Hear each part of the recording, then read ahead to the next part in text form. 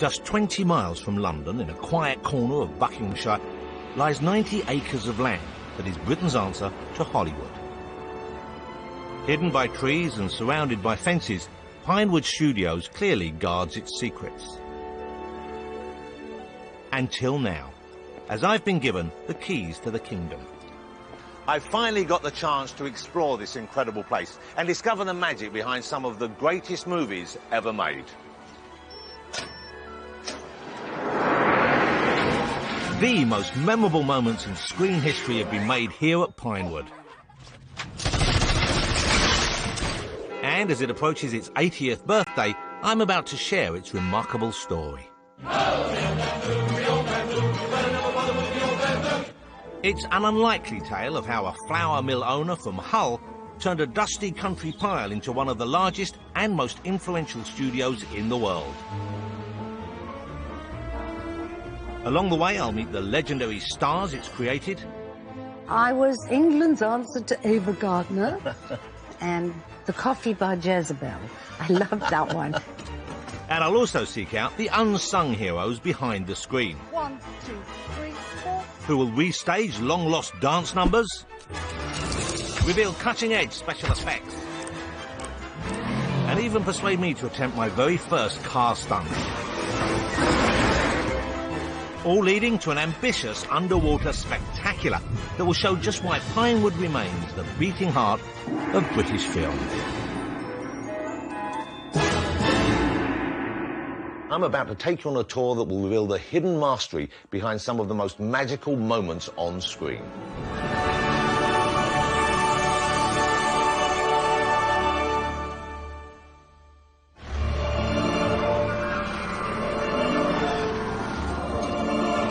Welcome to Pinewood. Who said movie making was glamorous?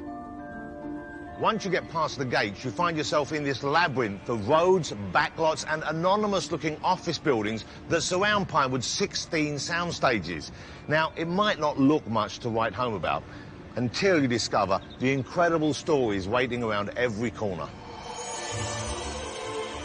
While it may be hard to believe, this is a dream factory that has churned out my all-time favourite films. A staggering range of timeless classics, from firm family favourites to big-budget blockbusters. The greatest names on screen and off have passed through Pinewood. But there's one figure who's taken up permanent residence. A man who's my ultimate hero. Bond. James Bond. The face may have changed, but the studio has remained the same. Moneypenny, what will I do without you? My problem is that you never do anything with me. It's a date. Pinewood has been the home of Bond for the past 5 decades, and much of the action has been filmed on the world-famous soundstage dedicated to 007. One of the largest in the world, it was built in 1976 to house the immense submarine sets from The Spy Who Loved Me. Since then, it's taken us to the Arctic and deep underground. And the world waits with bated breath for Bond's latest assignment, in production here right now.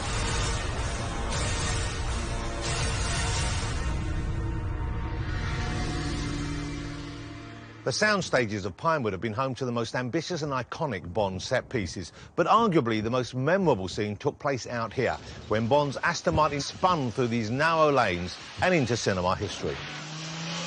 This, for me, is the greatest Bond film. And while I'll admit that this car chase required little more than a few cardboard boxes, it began a rich tradition of heart-stopping car stunts. You can keep your Bond girls and your exotic locations. It's the action that keeps me coming back for more. And today, I'm going to learn just how it's done from one of the best in the business. Ben Collins is the go-to British stunt driver for Bond and has got behind the wheel of some of the most spectacular vehicles on screen. Sadly, this isn't one of them.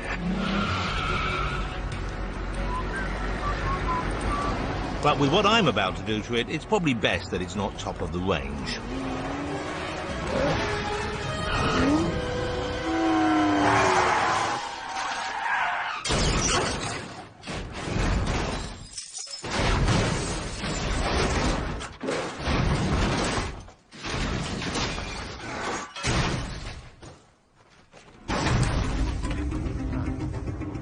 Yes, that is what I'm about to attempt. When I was told that Pinewood had the perfect role for me, this wasn't what I had in mind. Nicely done. It's your ride. Ben, nice to meet you. Good to meet you. So this is the beast? This is your beast, yeah. It's a little bit economy. It's only 15 years old. I know, and that just needs a wash, I think. It's fine, it's just a bit grimy. It could do with a clean-up. Tell me about driving stunts. I assumed that most of that was done with CGI these days. It looks so much better when you do it for real.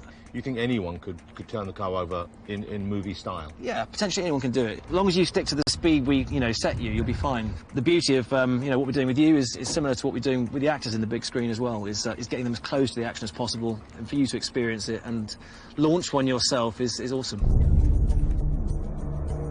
While the team prepares the backlot for my stunt debut, I'm going to get some advice from another of Ben Collins' students, Miss Moneypenny. Just get clear! Naomi Harris has Ben to thank for putting her right in the heart of the action. While he sat on the roof and steered, all she had to do was hold on for dear life. There's part of me that wishes I was driving, because you're so out of control, because obviously, Ben Collins is up top and he's doing all the driving, and you have zero control because you are a passenger effectively. That must have been genuinely dangerous. Yeah. I would have thought they wouldn't have wanted to risk you like I would have thought so as well. I didn't even know, and they were like, yeah, you're going to be in there. It's like, really? I thought they'd be shooting from afar and I'd be miles away, but no. He's got a stunt plan for me, apparently. Do you think I should trust him? Is he going to look after me? I think you're in the safest possible hands, okay. And with the nicest man as well. Anything goes wrong, I'm coming for you, mate. Naomi made quite the debut in Skyfall. Finally, the lovelorn secretary got to see some action. Take the bloody shot!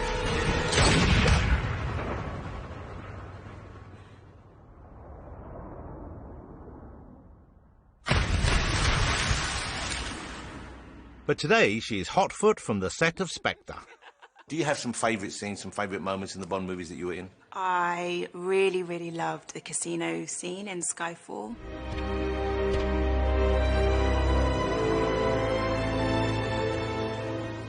Because it was just like quintessential kind of Bond movie, with all the extras so glamorous and being in this incredible location and wearing this gorgeous gown, just magical. And that was meant to be Macau, wasn't it? Yeah. But was that done here in Pinewood? Here in Pinewood, yes. We can make anything happen here in Pinewood. I mean, there are like 31 sets that were built here just for Skyfall alone. It's crazy. Really. And what sets have they built for the new one? Oh, wouldn't you like to know? And the secrecy around the Bond films must be one of the toughest parts of the job. To actually be able to keep it quiet for as long as you have to must be almost impossible. Especially when everybody, like you, is trying to get secrets out of us. It's really, really difficult. But that's why I appreciate the fact that today you said you're going to tell us everything. Did I really? I thought that was the deal. Really? Was that the deal? How is Blofeld? Okay. That was a very nice try. Yeah. You're good. Yeah, I'm skilled at this. Forensics finally released this. What is it? Personal effects they recovered from Skyfall. You've got a secret. Something you can't tell anyone. Because you don't trust anyone. Well, Naomi has clearly been well trained to keep Bond's secrets. But there's one more thing I can try. Breaking into Bond HQ.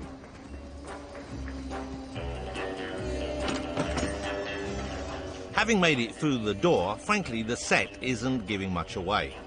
So I'm hoping I can work my charm on Naomi's boss, the Big Cheese. the man who's been the guardian of Bond's legacy for the last 36 years. Executive producer Michael Wilson. I was kind of hoping he'd be stroking a white cat.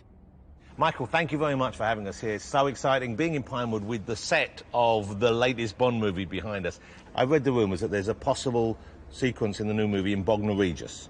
Now, I know you can't reveal that, but if one were, an oh happy day if it happens, but if we do see Bond finally hitting Bognor Regis, will he really be there, or will Bognor Regis be recreated lovingly in the end of this space? I'd love to make it right here, if we could. You can't tell us anything about Spectre, I guess, at all, apart from the title?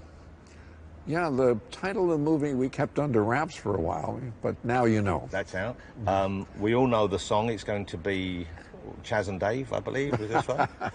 Let me guess, something bad is happening. Is something bad happening? And Bond has to stop it. So Bond is... OK, so that's... I know, and it all takes place in Bognor Regis. Largely on Earth. Oh, there might be a bit of space on this one. We have a meteor. We have a meteor. There you go. That's pretty good. That's more than I thought you'd tell us. Well, having teased out a tiny hint of what lies in store for Bond later in the year, I've now got my own date with destiny. They're ready for me on the back lot, unfortunately. Ben's colleague, Derek Lee, is the man who'll be in the hot seat beside me as I attempt my first and possibly last car roll. So this is Derek. He's going on this journey with you. Nice to meet you, Derek. He's crashed a lot of cars. They've actually named scrap heaps after you, haven't they? So, well experienced. He's got the profile of someone who's crashed a lot of cars. Yeah. I've got one of those faces you can't stop eating. What are the risks? There's always a risk, but this car has been fully prepped. It's got Macrolon screens, roll bar, the steel plates in the floor, steel plates in the ceiling. The airbags have been disabled, dummy fuel cell, the list goes on. Believe me, all we got to do is enjoy it. So this is as safe as it could be? It is. I'd always thought I'd make a fantastic Bond, but while I feel quietly confident that I will die another day, the ambulance and fire crews suggest everyone else is expecting a quantum of solace.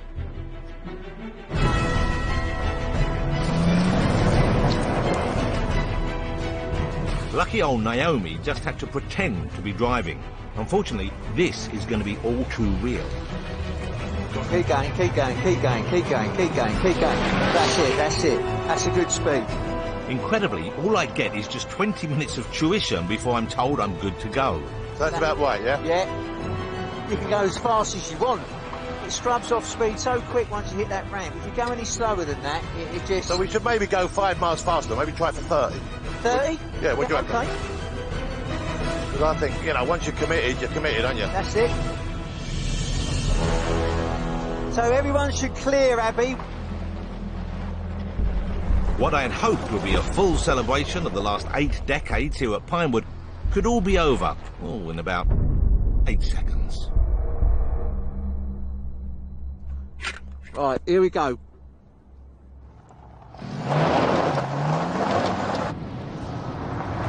Go on, Jonathan. Keep going, keep going, keep going. Hit it, hit it!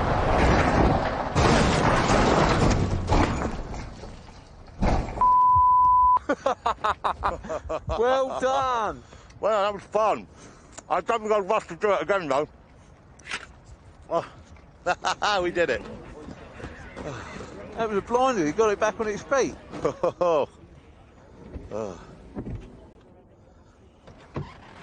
Easy with that one because it's a bit bent. Very good. Well done. Fantastic. Great job. Great job. Wow, look at that. We went to town on this. Wow. How do you think you did? I think I did okay. I don't think my future lies in stunt work. I disagree. I thought that was mega. I mean, your practice runs were so controlled, you nailed it. I think I should have just started early if I was going to do that. So I don't think Derek's got anything to worry about just yet. While I admit it wasn't that fast, and I'm only mildly furious, let's sprinkle some Pinewood magic and see how it looks on film.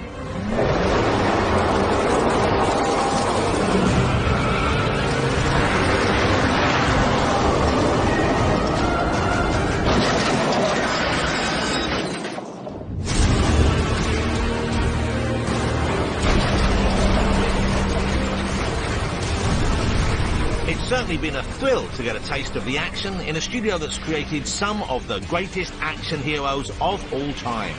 An unrivaled cast list of gun-toting, death-defying, heart-stopping giants of the silver screen. But the original hero of Pinewood was this man. J. Arthur Rank, a successful industrialist with little movie background, Rank is one of the richest men in England, possessor of a huge industrial fortune, which was derived primarily from a flour milling business built up by his father. Sober, serious and a devout Methodist, for J. Arthur Rank, movies were a way to spread the word of God. So when a canny building tycoon approached him with the idea of building a British film studio, all his prayers were answered. And the location for Britain's answer to Hollywood? A country estate in leafy Buckinghamshire, Heatherden Hall. An oasis of serenity and a welcome chance to shake off my whiplash. Walking here in these formal gardens, it's easy to forget that behind me lies thousands of square feet of back lots and sound stages. But it's this stately setting that gave Pinewood a touch of class over its American cousins. We might not be able to offer the sunshine and the palm trees, but who can resist a slice of Downton Abbey? Construction began in 1935, and you'd think with a location better suited to fox hunting than filmmaking, and a boss with little experience, it would start off small. But no. This was gonna be big. Really big. The supreme ambition of the studio is reflected in the name itself, Pinewood, clearly hoping to borrow some of Hollywood's Tinseltown glitter. But as Rank himself was fond of pointing out, unlike the holly, which is the bush of a small tree, the pine is big, strong and magnificent. With the opening of the Pinewood Studios at Ivor Heath, Buckinghamshire, one of the finest and best equipped film studios in Europe is dedicated to British film production and the service of the screen. Along with the sound stages and extensive backlots, one of the first additions to the studio was this enormous water tank. It measures 32,000 square feet and has a capacity of 806,000 gallons of water, which allowed them to sink the Titanic in a night to remember.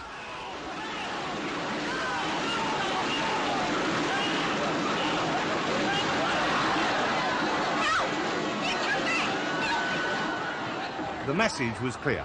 Pinewood was ready for big productions and big sets.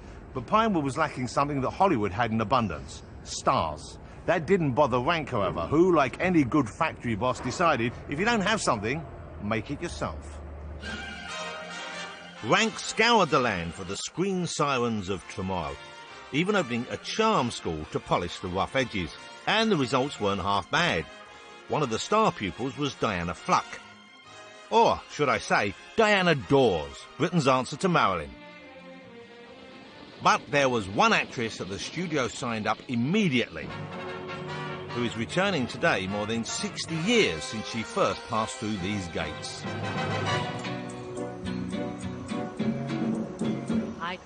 A woman who still has the power to turn my legs to jelly. Those dazzle lips that know so well the art of lying. And though I see the danger, still the flame grows higher. The glamorous, glittering, irrepressible Dame Joan Collins. Joan spent 2 years as a Rank starlet, and the studio transformed the 18-year-old girl into a screen goddess. But she spent less time making movies than posing for the studio's publicity photographer, Cornell Lucas. Cornell's masterful use of lighting immortalised legends such as Marlene Dietrich and Brigitte Bardot.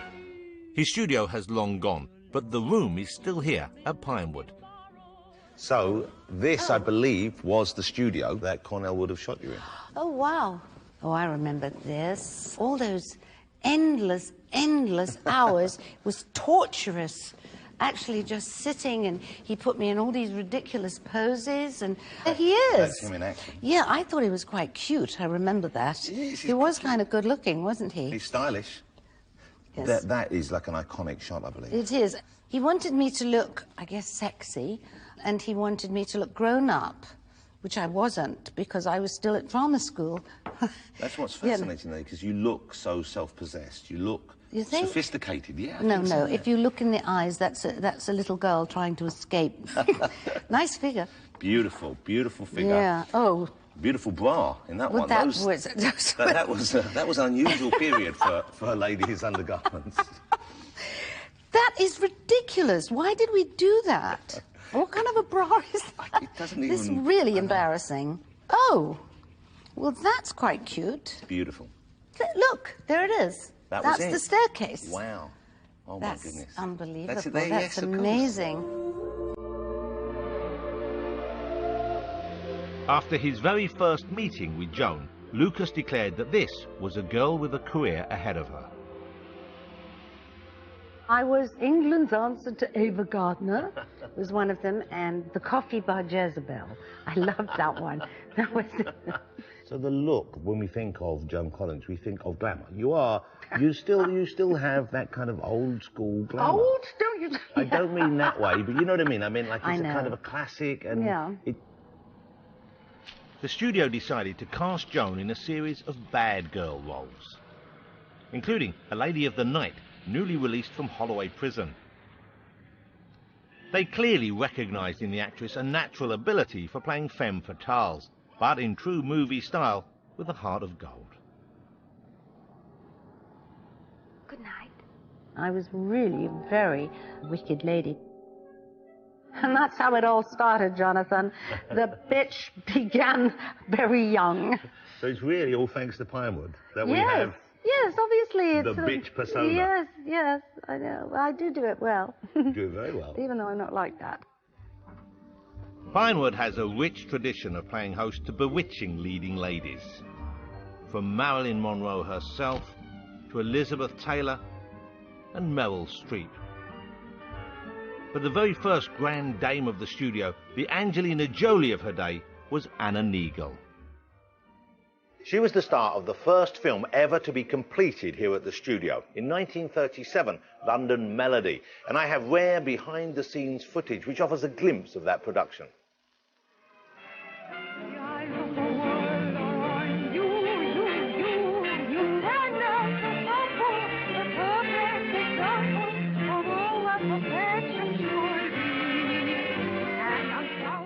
But what you'll notice pretty quickly is the first film made by the studio was a musical, and it certainly wasn't the last.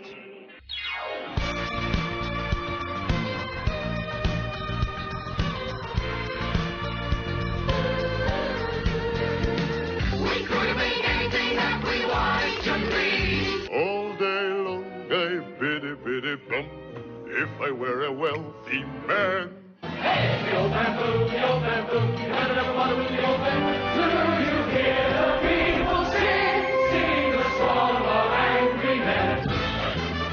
Pinewood is full of surprises, from camp crowd pleasers to timeless pop classics and big-budget blockbusters.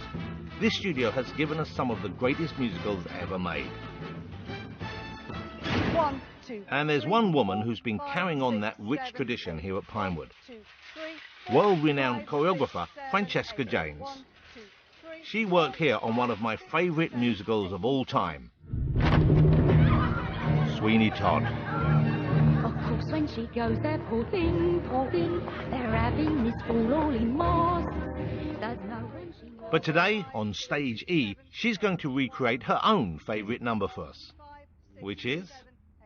We're doing a sequel from Muppets Most Wanted, and I think the reason for that is because A, I had 65 dancers, and I could reference Busby Berkeley, Esther Williams, Donald O'Connor, Fred Astaire, all the greats, and we had an absolute ball.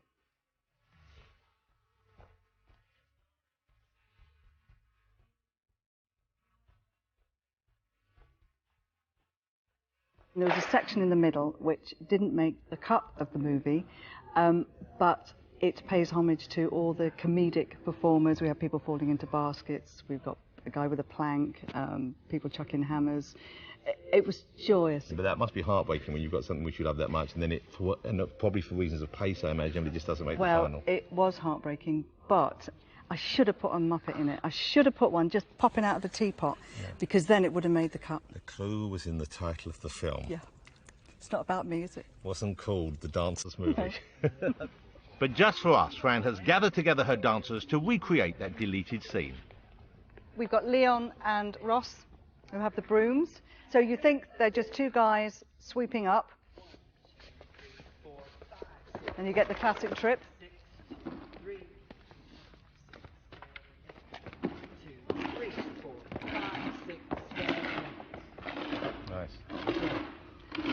And, yeah, it's just a little throwaway. Yeah, you start with an idea and you just build it. So Lee is actually going to step forward, and she will be in point shoes. Wow. Yeah. And then they will measure her, and everything's to a particular rhythm. That's it. Yeah. That's it. Would you like to step through? Really, that's me done. That is me. Seriously, that's me done. Well, I think it's best I leave it to the professionals. So, sit back and enjoy Fran's lost scene. Slotted seamlessly right back where it belongs. I thought it was the end, but no, my friends, this is when we get to do it all again. Do it all again.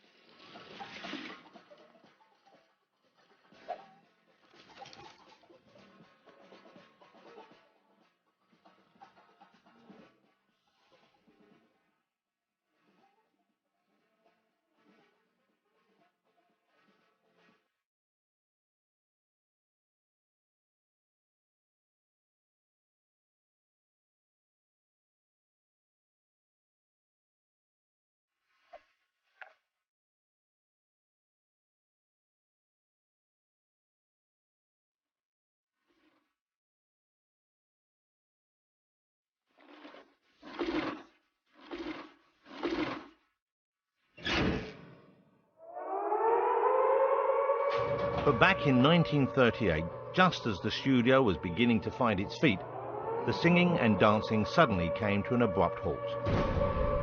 The nation faced its darkest hour. The government requisitioned the studio and shut down production, using the space to rehouse key departments away from the heart of London and the bombing. But the arrival of the Royal Mint at least allowed the studio to boast it was finally making money. But filming was still happening in secret. The Army Film and Photographic Unit moved in, and with it a number of young, enthusiastic filmmakers, including twin brothers Roy and John Bolting, and a young sergeant called Richard Attenborough. All employed to make a series of stirring war films to show those Jerrys that the British stiff upper lip never wobbles. OK, keep 2 engines and just enough fuel. I'm taking you home, boys. Good for you, Johnny. OK, Skipper, that's the stuff. I've got a date tonight. In short, Pinewood had become a nursery for new talent, and as soon as the war was over, Rank swiftly reopened the studio, eager to build on it. Suddenly, Pinewood was back in business. And how? In just a few short years, the studio produced arguably the finest British films ever made. Powell and Pressburger gave us a stunning melodrama and a surreal musical. And it was David Lean's classic take on Dickens that brought Sir John Mills to the studio and heralded the arrival of a family that would come to live and breathe Pinewood. I'm attending a rather special screening at the studio with none other than his daughter, Hayley. You had a child once, whom you loved and lost. She lived and found powerful friends. She is living now. She is a lady and very beautiful. And I love her.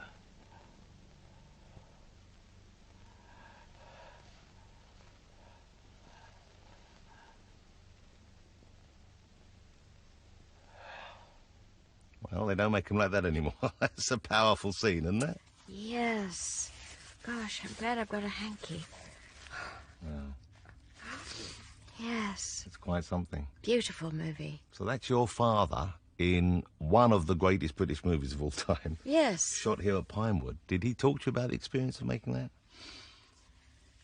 Well, he loved making that movie. It was a brilliant part. And I think one of the very best, you know, movies of a Dickens story that you can imagine. It was very true. It had great integrity. He was very proud of it. Pinewood is very much part of his life, and part of all our lives, really. Hayley, of course, was a huge star in her own right and filmed one of her most moving roles here at Pinewood, playing a young girl who believes she's found Jesus in her barn. We know who you are. And we're going to look after you. We'll try and get you some better stuff next time. Were you ever working here concurrently with your sister and with your dad? Were you ever, the three of you, making different films at the same time? Yes, absolutely. In 1961, my dad was doing Tiara Tahiti with James Mason. My sister was doing Twice Round the Daffodils, and I was doing In Search of the Castaways. I nearly burnt my dressing room down because I put a pair of these awful green trousers that I was wearing in the film. They got wet, I don't know why, and I hung them over this electric radiator, and they caught fire. And if somebody hadn't seen smoke billowing out of my dressing room door, the whole thing would have gone up in flames. You could have been the girl who destroyed Pinewood. Yes. Well, I'm glad you weren't. I don't think I fully appreciated how much a part of my growing up these studios have been. In 1948, Great Expectations scooped 2 Oscars for the studio, so you'd imagine the worries of the war years were long gone. But Rank had a keener eye for talent than he did for budgets. Pinewood was in fact hemorrhaging money. The next big drama for the studio would happen in the boardroom. A swift change of management saw Rank take a back seat and an accountant take the helm. Budgets were slashed and the books were balanced. But this scared off some of the more creative directors. Those early classics that had won international acclaim were replaced by films with a uniquely homegrown appeal. The new era was characterised by the latest star to be signed up to the studio. Hollywood had Brando and Bogart. Pinewood had Norman.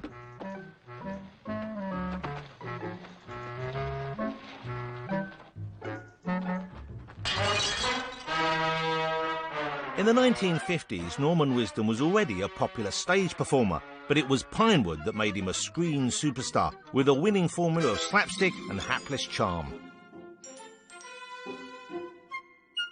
It might seem dated today, but in 1954, Norman Wisdom's first film won him a BAFTA. Then, in 1963, the little fellow in the flat cap delivered a knockout blow to James Bond, toppling From Russia With Love to become #1 at the box office. The studio was laughing all the way to the bank. So Norman's success was swiftly followed by the Doctor films with a similar recipe of madness and mayhem, back when the NHS was something to laugh about.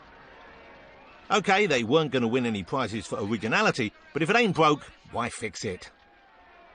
In the 1950s and 60s, the studio became a comedy factory, and there was one formula that worked time and time again. Or, to put it another way, it would carry on and carry on. The genius of the series was its simplicity. Take a regular troupe of actors and send up a familiar British institution. The Army, the NHS, and here at Pinewood, nothing was more perfect for parody than Bond. So, in the same year that Goldfinger came out, Carry On Spying saw the arrival of another national treasure. Less 00, more double D. Pinewood was about to launch its secret weapon, Britain's greatest blonde bombshell.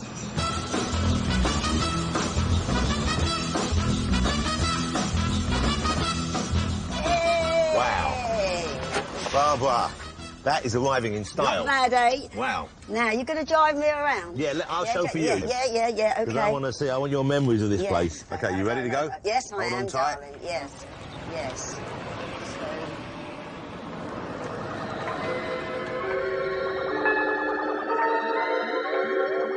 Enough. Stop the optical device. Barbara's debut was already the 9th Carry On film in the series. Open your mouth. Now you understand what you have to do? And it took some persuading from her agent to really get her teeth into it. Now. He said, well, they're doing the last of the black and white. And it was with Bernie Cribbins, who was a friend. And I thought, well, that would be rather nice, you know. And he said, you'll learn about filming on that. You'll realise you're OK. You'll imagine you're used to it. So it was like going to school almost? Yes, it was. Right, you come in now. And my first scene was with Kenneth. Good evening. Kenneth had this long beard down him, and he was being a bit stroppy. Thank you very much. Thank you, sir. Oh, yeah, dear. Oh, never mind. Hair today, gone tomorrow. On my first line, I went, oh, I'm so sorry. And he went, oh, Ducky, do get it right. And I said, I was so upset that he didn't say that's all right and made me feel an idiot. I went, don't you ever go at me with Vanilla Fielding's minge hair around your chops. It's a bit of a grey day. I'm sorry to have dragged you down. It's perfect. It wouldn't have been right had it been sunny. We never had a sunny day in our life, did we? So you filmed even when it was bad weather, you'd film outside? No, it didn't matter. Won't show, they used to say. While the films were big hits at the box office, the production team still kept a tight rein on the budget, using every possible corner of the studio as a set. This, I think, if I'm right thinking, this was more Nookie Hall. It was. But we did everything there. It looks very grand, doesn't it? Yeah. I think it's been a hospital, it's been a bit of a palace, it's been everything, you know. Well, how about a kiss, Mrs. Nookie, eh? I definitely know. I've seen this in probably, I think, almost every... Everything. We all have favourite memories of Carry On, but for Barbara it was here, in the formal gardens behind the house, where she got closest to playing a Windsor. This is where we filmed my favourite film of all time, Carry On Henry. I loved it because it was all the wonderful costumes, and we used the costumes from the Richard Burton films, and Sid would look wonderful in them. With all those beautiful ladies in there, why on earth did you pick on me? Yeah, there's a couple of things, I suppose. Oh, Madge, you're only after one thing. Why? What's the matter with the other one? But we can't complete this trip down memory lane without seeking out the location of a scene that left a very big impression on my formative years. Does this bring back memories, though, now you're here? No, it doesn't, because, I mean, it looks like a dump, doesn't it? But then when I think about it, so did the scene, didn't it, in Carry On Camping? Fling and in, and fling and in, and fling Matron, take them away. And you got this fishing rod and this hook. And, of course, I had to go, and Kenny had to go, off they go, and off they go, you see it. And then he had to pull it, and it had to go flying. And I said, it won't happen. Oh, yes, it will. Anyway, it didn't. And what was the first time it happened? I got pulled and I went into the mud. So the fishing rod pulled you? Well, you would, you see, yeah, well, you know, like that. There's the old bra there. The bra there. Yeah, and it's going like that, and it wouldn't come up, so pick her up, mop her down, go for another take. And I can hear Kenneth saying in the background, you're treated like a load of shit, it's a disgrace. Don't you stand for it, Barbara. Like, what are you going to do? But I loved it. It's how I imagined Hollywood to be. It was. It was England's Hollywood. Yes, it was great. Carry On was a phenomenon, lasting over 20 years and 30 films. I won't ask how far you want to go. I might get the wrong answer. Only to the bottom, my dear. But by the 1970s, the joke was wearing thin, and increasingly, the studio found there was little to laugh about.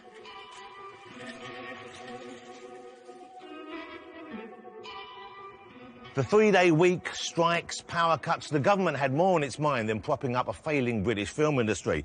Alongside with the growth of popularity of television, it looked like Pinewood's glory days were over, until On the horizon, a glimmer of hope appears. Is it a bird? Is it a plane? Well, you know the rest.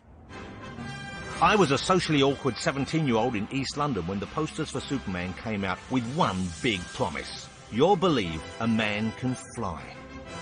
Little did I know that over in Pinewood, there was an increasing mood of panic. How do you make it happen? The Superman flying unit spent months trying different techniques. From catapulting dummies to radio-controlled models, even animation, before turning back to traditional wire rigs, with mixed results. The problem was the crew at Pinewood had become preoccupied with launching Superman across the screen, when in fact he didn't need to move a muscle. But it would take a real action man to show them how it could work. The trick is this, that everything that appears to be moving is actually static, and everything that's static is actually moving. Once you get around that, it's that easy. Zoran Perisic was the unlikely hero of the hour. He worked out that if you mounted Superman on a giant metal pole, all the movement could be achieved by moving the camera in what Zoran called his Zoptic system. It consists of a small projector, which is light and easily maneuverable. The background picture, like for example New York skyline, is projected from here. It goes through a zoom lens via a two-way mirror onto a front projection screen. The artist, in this case Superman, stands in front of the front projection screen, and the composite picture of the background and the foreground is seen by the camera lens. Zoran had cracked it. This was the first shot that we did. It's totally out of sequence, but it was the first shot that we did where everybody descended from the producer, director, everybody from the offices, even the secretaries descended on the stage to look at it on the video monitor. So everybody realized that it was going to work even before we saw the finished product. And was this the moment when you knew you had it nailed? I went to a screening in Plymouth, of all places. I thought you were about as far away from the as far away from the movie business, yeah. And I'm sitting in this screening room in the theatre, you know, just a regular theatre in Plymouth. And when that scene of the helicopter and Lois Lane falls out and Superman flies in and catches her, the audience stood up. Yeah. I mean, I thought, my goodness, we must have done something right. But Zoran, you know, in the 70s in Plymouth, maybe they'd never seen a helicopter before. maybe. That might have been it.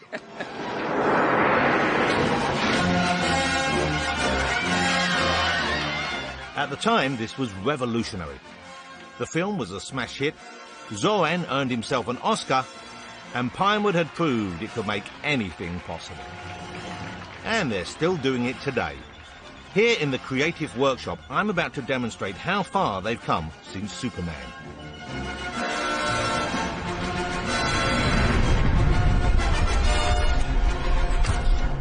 Welcome to the world of 3D scanning.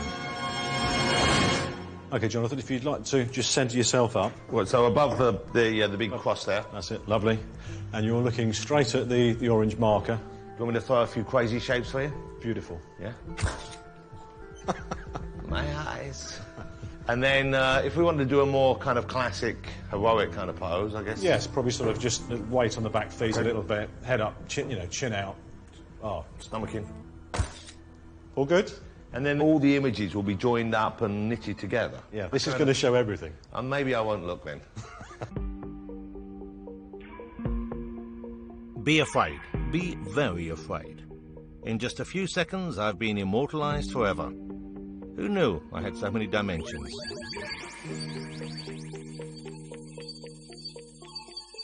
So here we have the scan that was done of you earlier. This is the underlying mesh of your body. I'm looking pretty good. Pretty good. And for a small fee, we could touch it up a little bit. I think we know where to start. Yeah. So how would this be used? I see that you can move it around and we can see me from all angles now. It can be used for all sorts of things, to create a computer-generated version of you on the screen. It's used to make physical casts of people to build their costume. And so you're essentially working step by step towards finally getting rid of those annoying actors. Well, no, we're working towards enhancing the charming and lovely actors. Tim Webber is a superstar of special effects. He's worked on Harry Potter, The Dark Knight, and even scooped an Oscar for Gravity. What's the kind of legacy of Pinewood when it comes to special effects? What kind of echoes do you feel reverberating to your work? Well, a huge amount, I think. You know, Pinewood and special effects, you know, have a very strong link, going back to the matte paintings in Black Narcissus. I didn't realise until comparatively recently that they hadn't used any locations. It is very strange when you see the final shot and then what was originally filmed, and she's, you know, a few feet above the ground, and it feels incredibly vertiginous when the matte painting's there, and it looks seamless in many ways. The master of visual effects, Ray Harryhausen, the man who more or less single-handedly kept stop motion alive. I suspect if you put that in a movie today, an audience might not take it as seriously as we did as kids. Is that something that you have to be aware of? Definitely, yes. I think the qualities of stop motion, and it has some fantastic qualities, you know, you could use them in a knowing way in the right sort of movie to give it a very specific style, but audiences' expectations of reality have increased massively. Every movie we improve, they expect more for the next movie. I guess the real challenge is always getting the balance right, so that we don't have a film which is all spectacle but no heart. If you haven't got a heart in your movie, it doesn't matter how many visual effects or how much spectacle you throw at it, it's not going to be an interesting movie. It's got to have some human emotion and some heart in the core of it. Great story, great characters. All of that. Yeah. Believable plot. Yeah. Big challenge, great villain. Yeah. And a little bit of special effects. Oh, exactly, all of the classic things. Yeah. Over its 80 years, Pinewood has grown to become more of a small town than a studio. Home to set builders, prop makers, editors, sound mixers, costume designers, makeup artists, and, of course, special effects supervisors. But there is one person that they all answer to. One person where the buck finally stops. The director. Movie maverick Matthew Vaughn has redefined superheroes and spies for a whole new generation. And I want to know why he's chosen to make his biggest hit at Pinewood. That is sick. When you think of Pinewood Studios, what do you think? What are the qualities that make Pinewood what it is? It's the British charm of bad food, sound stages which are really cowsheds, and no air conditioning. But apart from that, I love it. You know, we've got the best film crews in the world.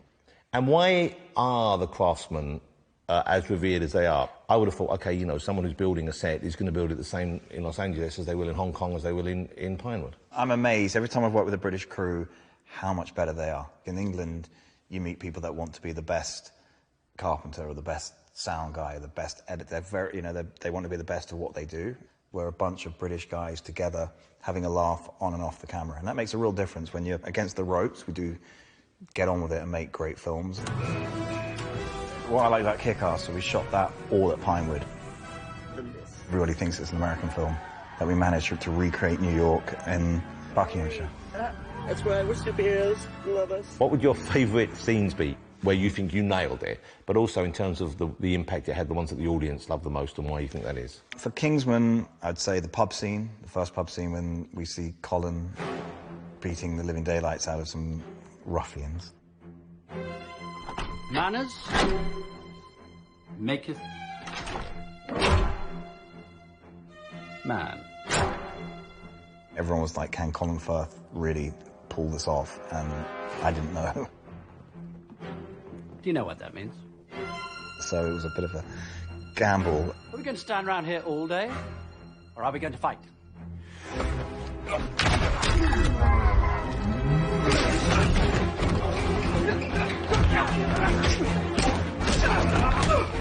British cinema has always been about punching above our weight, and the way you do it is you have to be different. With Kick-Ass and with Kingsman, we put a lot of humour into it, which made it unique. We couldn't afford to do the big set pieces. So, you know the English mentality. If there's a problem, make a joke. I have trouble understanding you people sometimes. You all talk so funny. Matthew Vaughn's high-octane, stunt-filled extravaganzas are what Pinewood does best. 4, 3, 2, 1. And there's one small corner of the studio still to visit, where all the really big action takes place. The perfect setting for our final epic scene.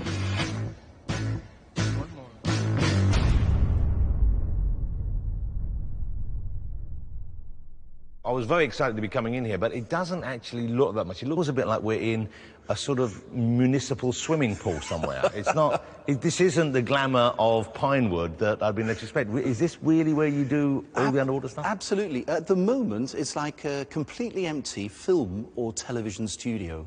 We need to bring our imagination into it, and then with imagination and money, the budget, you could then build incredible things. Mike Valentine is the best underwater cinematographer in the business, with a number of slippery tricks up his sleeve. On the last Bond film, Skyfall, we had a sequence with Daniel Craig falling through and having a fight under the water, and this was full of wax on the surface so that he could actually simulate ice on the water. Swim to that amazing city with Liam Neeson and Ewan McGregor. So we came up with an idea that they could take a Jedi breathing device out of their pockets and put them in their mouth and breathe. And it was made from 2 spark plugs that are welded together with a little mouthpiece on, and they could just swim around. If anyone watching that scene again, have a look. It's just a couple of spark plugs. 2 spark plugs and a little bit of the Force and you're good to go. Exactly.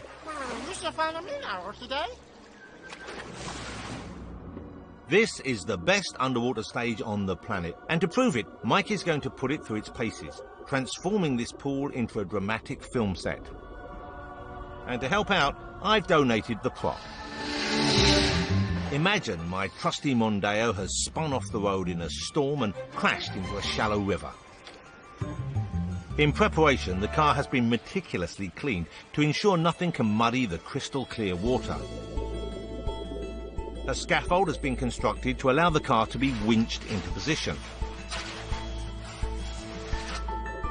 And a section of fake riverbed is dressed underneath. Finally, tubes of gas are fed into the engine to set it on fire. And now to really build the tension. This is the very tank where Sandra Bullock crash-landed into the sea before swimming to safety. And where poor Keira Knightley was not quite so fortunate. In tribute, we're going to film a classic damsel in distress scene. All we need is a willing damsel. So, Sarah, you're playing someone in danger. You're playing someone who's trying to get out of the situation. If you were in actual danger, you'd be doing the same thing. So how do they know when you're acting? I mean, is there the underwater equivalent of, like, a safe word? Well, if you need air all of a sudden, then this is the sort of sign that so you we go hear like then. that. So you yeah. Okay, got that. Oh, well, I can't wait to see it. Good luck, of course. Fingers crossed. Give me a wave if you're in trouble, I'll be straight in. Brilliant, can't wait for that. I mean, I'm going to take my jacket off and hang it first, obviously. Yeah, no. So, you know, give me 2 minutes, but I will be, eventually I will arrive. Brilliant. So I'll come with it. Thank you for doing this for us. Thank you.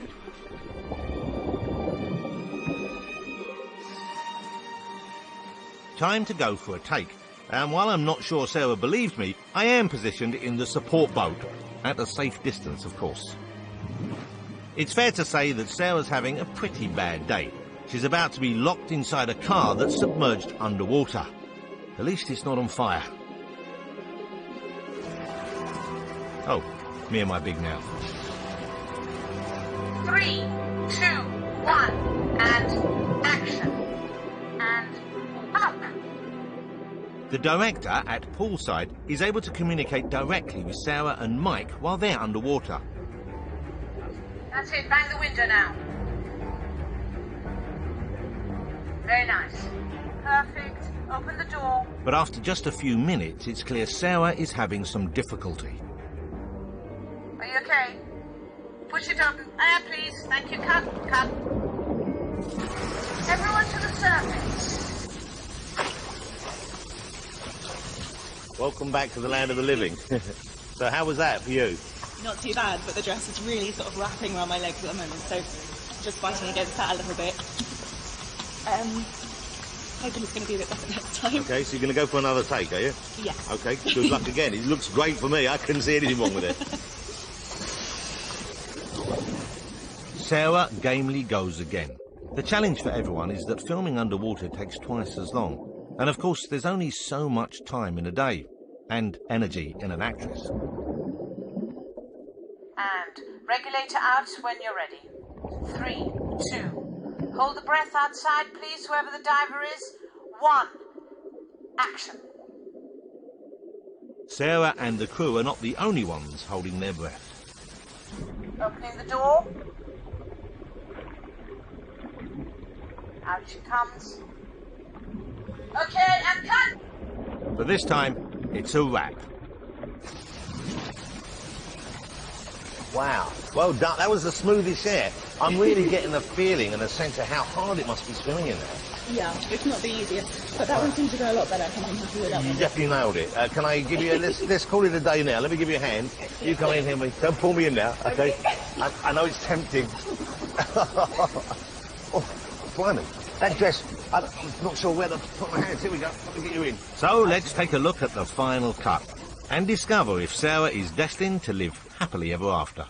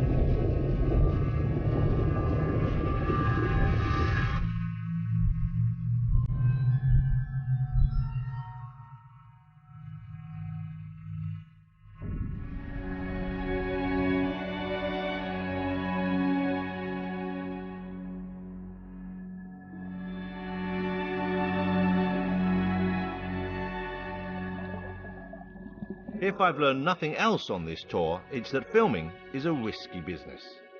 And Pinewood should have sunk without trace more than once over the last 80 years.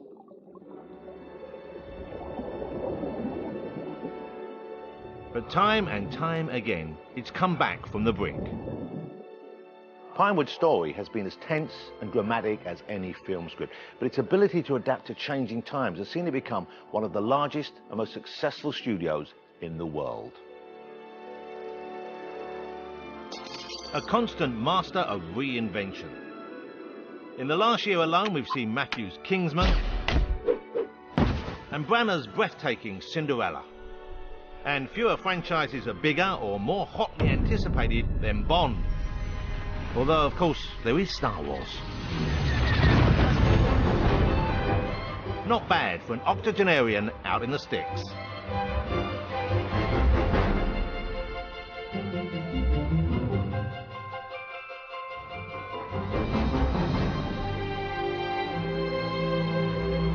Celebrating leading figures in British cinema, Julie Walters tells all in conversation with Richard E. Grant. That's tomorrow night at 8 on BBC 4. And staying at Pinewood, where behind the scenes of a Laurence Olivier film, there's a life-changing romantic Week with Marilyn next.